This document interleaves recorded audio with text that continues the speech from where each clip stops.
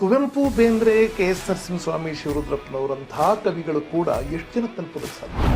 ನಮ್ಮ ಹಳೆ ಕಾಲದ ಬಹಳ ಜನ ಪ್ರೇಮ ಪತ್ರಗಳನ್ನ ಬರೀತಿದ್ರಲ್ಲ, ಆ ಪ್ರೇಮ ಪತ್ರಗಳಲ್ಲಿ ತುಂಬಾ ಕೋಟ್ಸ್ ಇರ್ತಿದ್ದು ಸಿನಿಮಾ ಹಾಡುಗಳೇ. ನರಸಿಂಹಸ್ವಾಮಿ ಅಲ್ಲ, ಮೈಸೂರು ಮಲ್ಲಿಗೆ ಅಲ್ಲ.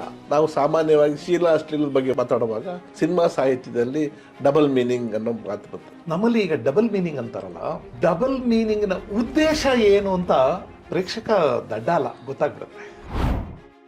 ಶೀಲಾ ಅಶ್ಲೀಲದ ಪ್ರಶ್ನೆ ಬಂದ್ರೆ ಇಷ್ಟೇ ಅರ್ಥ ಮಾಡ್ಕೊಳ್ಳಿ, ಬೇಲೂರು ಶಿಲಾಬಾಲಿಕೆಗೂ ಕ್ಯಾಬ್ರೆ ನಟಿಗೂ ವ್ಯತ್ಯಾಸ ಇದೆ ಅಲ್ವಾ?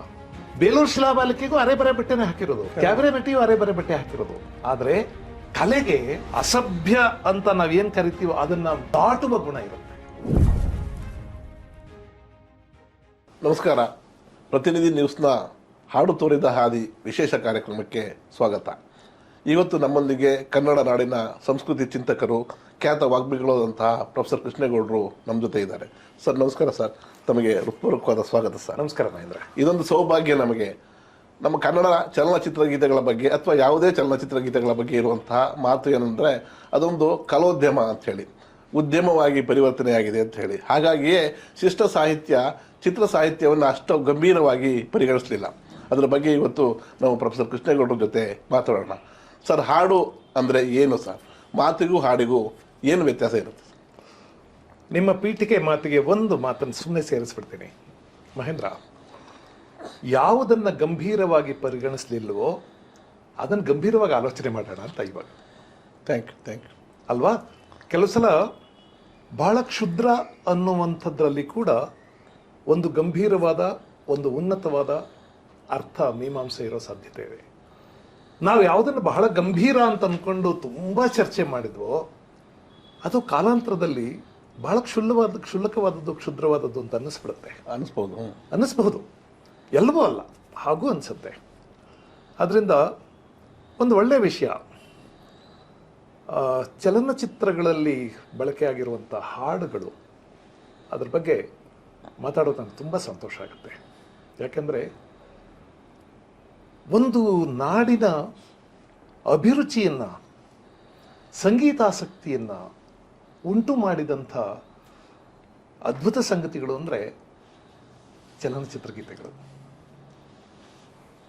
ನಾನು ಗೌರವ ಇಟ್ಕೊಂಡೇ ಮಾತಾಡ್ತಿದ್ದೀನಿ.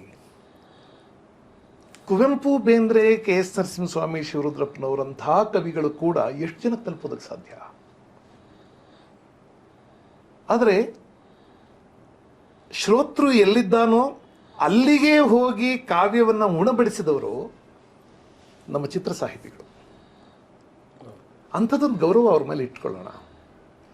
ನಮ್ಮ ಹಳೆ ಕಾಲದ ಬಹಳ ಜನ ಪ್ರೇಮ ಪತ್ರಗಳನ್ನ ಬರೀತಿದ್ರಲ್ಲ, ಆ ಪ್ರೇಮ ಪತ್ರಗಳಲ್ಲಿ ತುಂಬಾ ಕೋಟ್ಸ್ ಇರ್ತಿದ್ದು ಸಿನಿಮಾ ಹಾಡುಗಳೇ.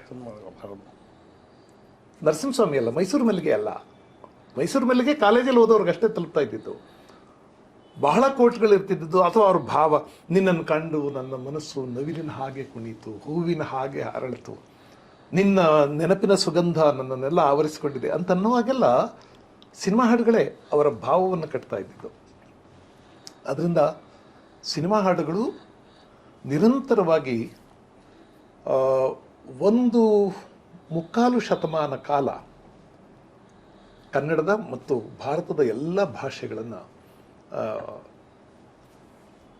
ಭಾಷೆಯ ಸಾಹಿತ್ಯವನ್ನು ಜನರಿಗೆ ಉಣಬಡಿಸಿವೆ. ಅದರಿಂದ ಒಂಚೂರು ಗಂಭೀರವಾಗಿ, ಪ್ರೀತಿಯಿಂದಾನೇ ಅದ್ರ ಬಗ್ಗೆ ಮಾತಾಡೋಣ. ನೀವೊಂದು ಪ್ರಶ್ನೆ ಕೇಳಿದ್ರಿ, ಹಾಡು ಅಂದರೆ ಆ ಅಂದರೆ ಇದೊಂದು ಶಬ್ದ. ಓ, ಈ, ಕಾ, ರಾ ಇವೆಲ್ಲ ಶಬ್ದಗಳು. ಈ ಶಬ್ದವನ್ನು ಉಂಟು ಮಾಡುವ ಶಕ್ತಿ ನಮ್ಮ ಕಂಠನಾಳಕ್ಕಿದೆ, ಅಲ್ಲಿರುವ ಧ್ವನಿ ಪೆಟ್ಟಿಗೆಗಿದೆ. ಮನುಷ್ಯನಿಗೆ ಧ್ವನಿ ಅಂತ ಹುಟ್ಟಿದ್ದು ಮಾತಾಡೋದಕ್ಕಲ್ಲ, ಅರ್ಚೋದಕ್ಕೆ, ಕೂಗೋದಕ್ಕೆ ಅಷ್ಟೇ. ಯಾವುದೋ ಕಾಲದಲ್ಲಿ ಮನುಷ್ಯ ವಿಕಾಸಗೊಳ್ಳುವಾಗ ಈ ದನಿಗಳೇ ಮಾತುಗಳಾಗಿವೆ, ಮಾತುಗಳಾಗಿ ವಿಕಾಸ ಆಗಿದೆ. ಈ ಮಾತುಗಳು ಮತ್ತೆ ವಿಕಾಸಗೊಂಡು ಹಾಡುಗಳಾಗಿವೆ.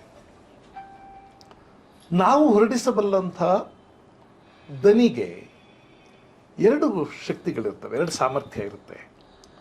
ಮೊದಲನೆಯದು ಅದರ ನಾದ ಸಾಮರ್ಥ್ಯ, ಇನ್ನೊಂದು ಅದರ ಅರ್ಥ ಸಾಮರ್ಥ್ಯ. ಈಗ ಅ ಉ ಎ ಅಂದರೆ ಇದು ಧ್ವನಿ. ಕ ಮ ಲ ಈ 3 ಅಕ್ಷರಗಳು ಸೇರಿದರೆ ಒಂದು ಪದ ಸೃಷ್ಟಿಯಾಗುತ್ತೆ. ಕಮಲ ಅನ್ನೋದಕ್ಕೊಂದು ಅರ್ಥ ಸೃಷ್ಟಿಯಾಗುತ್ತೆ. ಕಮಲ ಕಮಲ ಅನ್ನುವಾಗ ಇದರ ಜೊತೆಗೆ ಒಂದು ನಾದ ಕೂಡ ಇದೆ, ಗೇಯತೆ ಬರುತ್ತೆ, ಒಂದು ಗೇಯತೆ ಬರುತ್ತೆ. ಒಂದು ಅದ್ಭುತ ಸಂಗತಿ ಅಂತಂದ್ರೆ ಅದನ್ನ ಕುರಿತು ನಾವು ತುಂಬಾ ಚರ್ಚೆ ಮಾಡೋದು ಬೇಡ. ಯಾಕೆಂದ್ರೆ ಮನಃಶಾಸ್ತ್ರೀಯವಾಗಿ ಯಾಕೆ ಮನುಷ್ಯ ಈ ಹಾಡುಗಳನ್ನ, ಗೇಯತೆಯನ್ನ, ನಾದವನ್ನ ಆಸ್ವಾದಿಸ್ತಾನೆ, ಅದರ ಚರ್ಚೆ ಸದ್ಯಕ್ಕೆ ಬೇಡ. ಆದರೆ ಒಂದಂತೂ ನಿಜ, ಮನುಷ್ಯನಿಗೆ ಹಾಡು ಇಷ್ಟ. ನಮ್ಮ ವಿಜಯ ನರಸಿಂಹ ಅವರೇ ಉಪಾಸನೆ ಸಿನಿಮಾದಲ್ಲಿ ಒಂದು ಹಾಡು ಬರೆದಿದ್ದಾರೆ. ಭಾವವೆಂಬ ಹೂವು ಅರಳಿ, ಗಾನವೆಂಬ ಗಂಧ ಚೆಲ್ಲಿ, ನಾದವೆಂಬ ಜೇನ ಹೊನಲು ತುಂಬಿ ಹರಿಯಲಿ, ಜಗವ ಕುಣಿಸಿ ತಣಿಸಲಿ. ಒಂಥರ ಗಾನಕ್ಕೆ ಮೀಮಾಂಸೆ ಇದು, ನಾದಕ್ಕೆ ಮೀಮಾಂಸೆ. ಭಾವ ಎನ್ನುವ ಹೂವು ಅರಳಿದ್ರೆ ಗಾನ ಎನ್ನುವ ಗಂಧ ಹರಡುತ್ತೆ, ಹೂವಿನ ಗಂಧ ಹರಡುತ್ತೆ. ಭಾವವೆಂಬ ಹೂವು ಅರಳಿ ಗಾನವೆಂಬ ಗಂಧ ಚೆಲ್ಲಿದ್ರೆ ನಾದವೆಂಬ ಜೇನ ಹೊನಲು ಇಲ್ಲೆಲ್ಲ ಹರಿದಾಡುತ್ತೆ ಅದು ಸುತ್ತ. ಆಯ್ತಾ? ಮುಂದಿನ ಚರಣ ಇದೆ. ಗಾನಕ್ಕೆ ಒಲಿಯದ ಮನಸ್ಸೇ ಇಲ್ಲ, ಗಾನಕ್ಕೆ ನಲಿಯದ ಜೀವವೇ ಇಲ್ಲ, ಗಾನಕ್ಕೆ ಒಲಿಯದ ದೇವರೇ ಇಲ್ಲ, ಗಾನವೇ ತುಂಬಿದೆ ಈ ಜಗವೆಲ್ಲ. ರೋಮಾಂಚನ ನನಗೆ ಇದನ್ನು ಕೇಳಿದ್ರೆ. ಹೌದಲ್ವಾ? ಒಬ್ಬ ಅನಕ್ಷರಸ್ಥನಿಗೆ ಕೂಡ ಹಾಡಿದ್ರೆ ಹಾಡು ಕೇಳಬೇಕು ಅಂತ ಅನ್ಸುತ್ತೆ. ಅಥವಾ ನೀವು ತಾಳಬದ್ಧವಾಗಿ ಹಾಡಿದ್ರೆ ಅವನು ಗೊತ್ತಿಲ್ದಂಗೆ ತಾಳ ಹಾಕ್ತಾನೆ, ಕಾಲಲ್ಲೋ ಕೈಯಲ್ಲೋ ಎಲ್ಲೋ ತಾಳ ಹಾಕ್ತಾನೆ, ಇಲ್ಲ ಚಿಟಿಕೆ ಹಾಕ್ತಾನೆ. ಅಂದ್ರೆ ನಮ್ಮ ಮನಸ್ಸಿನಲ್ಲಿ ಎಲ್ಲಿಯೋ ಈ ನಾದವನ್ನ ಆಸ್ವಾದಿಸುವ ಅಥವಾ ಈ ನಾದದ ಸುಖವನ್ನ ಆಸ್ವಾದಿಸುವಂತ ಒಂದು ವಿಷಯ ಇದೆ. ಇದು ಯಾಕೆ ಏನು ಅಂತ ಮನಃಶಾಸ್ತ್ರೀಯವಾದದ್ದು ಬೇಡ, ಅದನ್ನೆಲ್ಲ ಆಲೋಚನೆ ಮಾಡೋದು ಬೇಡ, ತುಂಬ ಭಾರ ಆಗುತ್ತೆ. ಯಾಕೆಂದ್ರೆ ಸುಮ್ಮನೆ ತಮಾಷೆಗೆ ಹೇಳ್ತಿರ್ತೀನಿ, ದೋಸೆ ಚೆನ್ನಾಗಿದ್ರೆ ದೋಸೆ ತಿನ್ನೋದು ಎಂಜಾಯ್ ಮಾಡೋದು ಅಲ್ವಾ? ನಮ್ಮ JR ಲಕ್ಷ್ಮಣರಾಯರು ದೋಸೆ ಅಂತ ಒಂದು ಪ್ರಬಂಧ ಬರ್ತಿದ್ದಾರೆ.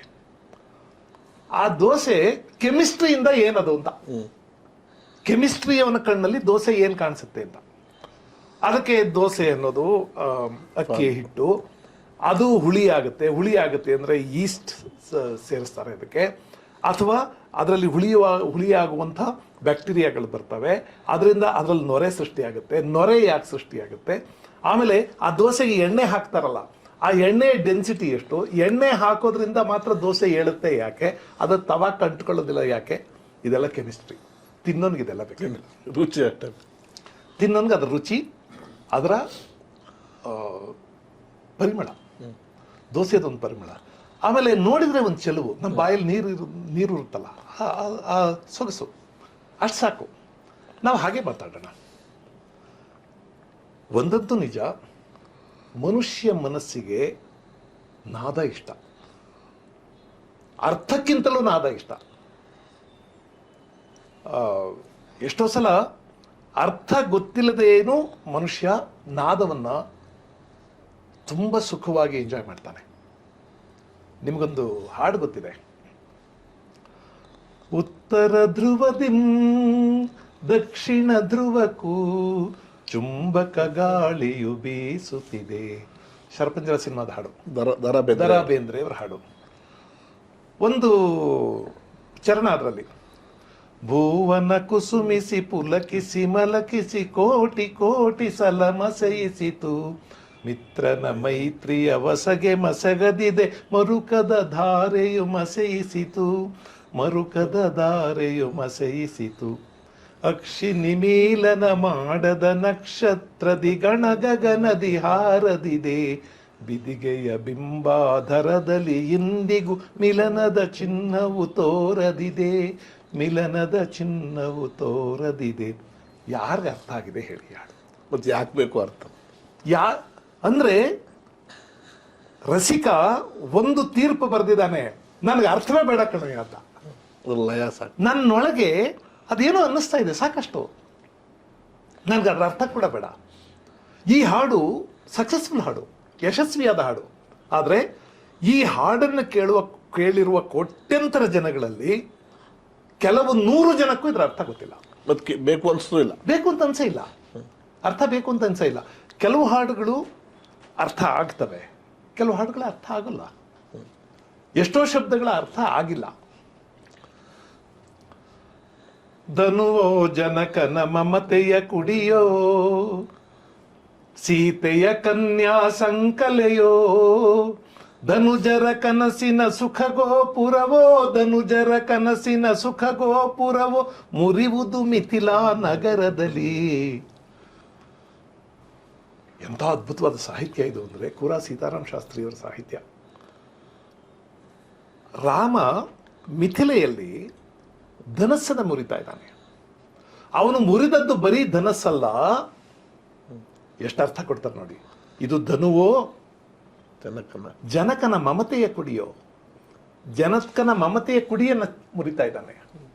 ಸೀತೆಯ ಕನ್ಯಾ ಸಂಕಲೆಯನ್ನ, ಅವಳ ಕನ್ಯಾ ಸಂಕೋಲೆಯನ್ನ ಮುರಿತಾ ಇದ್ದಾನೆ. ಮಾತ್ರ ಅಲ್ಲ, ಮುಂದೆ ಧನುಜರ ಕನಸಿನ ಸುಖಗೋಪುರ ಅವ್ರು ಕಟ್ಕೊಂಡಿದಾರಲ್ಲ ಅದನ್ನು ಮುರಿತಾ ಇದ್ದಾನೆ. ಅದು ಮಿಥಿಲಾ ನಗರದಲ್ಲಿ ಮುರಿತಾ ಇದೆ ಅಂತ ಎಷ್ಟು ಜನಕ್ಕೆ ಇದ್ರ ಅರ್ಥ ಗೊತ್ತು? ಮಾತ್ರ ಅಲ್ಲ, ಅದು ರಾಮಾಯಣ ಕುರಿತ ಹಾಡು ಅಂತ ಹೇಳ್ತಾರೆ. ದ್ವಾರಪಾಲರ ಮರಳಿ ಬಳಿಗೈವ ಕೃಪೆಯೋ ಜಾರತನ ಸದೆ ಬಡಿವ ಸಂಭ್ರಮದ ನೆಪವೋ ರಾಮನ ಅವತಾರ ರಘುಕುಲ ಸೋಮನ ಅವತಾರ. ಈ ಮೊದಲ ಸಾಲುಗಳ ಅರ್ಥ ಯಾರಾದ್ರೂ ಹೇಳಿ? ಜಯ ವಿಜಯನ ಶಾಪದ ಕಥೆ ಅದರಲ್ಲಿದೆ, ಬಹಳ ಜನಕ್ಕೆ ಗೊತ್ತಿಲ್ಲ, ಹಲ್ಲೆಗೆ ಗೊತ್ತಿಲ್ಲ. ಅಂದ್ರೆ ಬೇಂದ್ರೆ ಹೇಳ್ತಾರಲ್ಲ, ಅರ್ಥವಿಲ್ಲ ಸ್ವಾರ್ಥವಿಲ್ಲ ಬರಿಯ ಭಾವಗೀತ.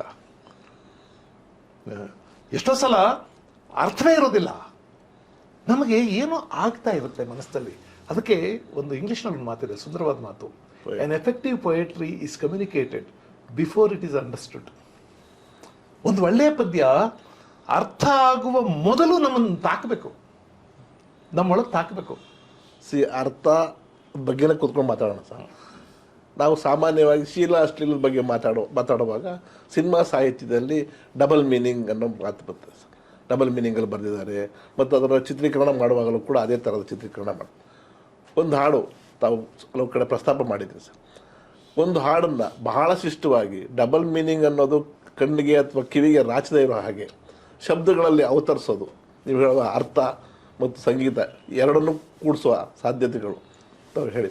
ನಮ್ಮ ಸಾಹಿತ್ಯದಲ್ಲಿ ಶ್ಲೇಷಾಲಂಕಾರ ಅಂತಂದಿದೆ. ಸಾಹಿತ್ಯದ ಉದ್ದಕ್ಕೂ ಕಾವ್ಯದ ಉದ್ದಕ್ಕೂ ಎರಡು ಅರ್ಥ ಸಾಧ್ಯತೆಗಳು ಹರಿತಾ ಇರ್ತವೆ.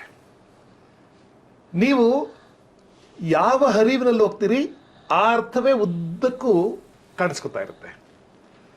ಆದರೆ ಹರಿವನ್ನು ಬಿಟ್ಟು ಮತ್ತೊಂದು ಹರಿವಿಗೆ ಬಂದರೆ ಅಲ್ಲಿ ಇನ್ನೊಂದು ಅರ್ಥ ಕಾಣಿಸ್ತಾ ಇರುತ್ತೆ. ನಮ್ಮಲ್ಲಿ ಈಗ ಡಬಲ್ ಮೀನಿಂಗ್ ಅಂತಾರಲ್ಲ, ಡಬಲ್ ಮೀನಿಂಗ್ನ ಉದ್ದೇಶ ಏನು ಅಂತ ಪ್ರೇಕ್ಷಕ ದಡ್ಡ ಅಲ್ಲ, ಗೊತ್ತಾಗ್ಬಿಡುತ್ತೆ. ಇವರು ಏನನ್ನ ಪ್ರಚೋದಿಸ್ತಾ ಇದ್ದಾರೆ, ಯಾವುದು ಮುಖ್ಯ ಆಗಿದೆ. ನಾನು ಒಂದ್ಸಲ ನನಗೆ ಹೊಳಿತದು ನೋಡಿ, ಶೀಲಾ ಅಶ್ಲೀಲದ ಪ್ರಶ್ನೆ ಬಂದರೆ ಇಷ್ಟೇ ಅರ್ಥ ಮಾಡ್ಕೊಳ್ಳಿ, ಬೇಲೂರು ಶಿಲಾಬಾಲಿಕೆಗೂ ಕ್ಯಾಬ್ರೆ ನಟಿಗೂ ವ್ಯತ್ಯಾಸ ಇದೆ ಅಲ್ವಾ? ಬೇಲೂರು ಶಿಲಾಬಾಲಿಕೆಗೂ ಅರೆ ಬರೆ ಬಟ್ಟೆನೇ ಹಾಕಿರೋದು, ಕ್ಯಾಬ್ರೆ ನಟಿಯು ಅರೆ ಬರೆ ಬಟ್ಟೆ ಹಾಕಿರೋದು. ಆದರೆ ಬೇಲೂರು ಶಿಲಾಬಾಲಿಕೆಯನ್ನು ನೋಡಿದಾಗ ನಿಮ್ಮ ಕಲಾಸಕ್ತಿ ಪ್ರಚೋದನೆಗೊಳ್ಳುತ್ತೆ, ಕ್ಯಾಬ್ರೆ ನಟಿಯನ್ನು ನೋಡಿದಾಗ ಕಾಮಾಸಕ್ತಿ ಪ್ರಚೋದನೆಗೊಳ್ಳುತ್ತೆ. ನಮ್ಮೊಳಗೆ ಯಾವ ಭಾವವನ್ನ ಪ್ರಚೋದಿಸ್ತಾ ಇದೆ, ಕೆರಳಿಸ್ತಾ ಇದೆ ಅನ್ನೋದ್ರ ಮೇಲೆ ಅದು ಸಭ್ಯವೋ ಅಸಭ್ಯವೋ ಅಂತ ನಿರ್ಧಾರ ಆಗುತ್ತೆ. ಆಮೇಲೆ ಕಲೆಗೆ ಅಸಭ್ಯ ಅಂತ ನಾವೇನು ಕರಿತೀವೋ ಅದನ್ನ ದಾಟುವ ಗುಣ ಇರುತ್ತೆ.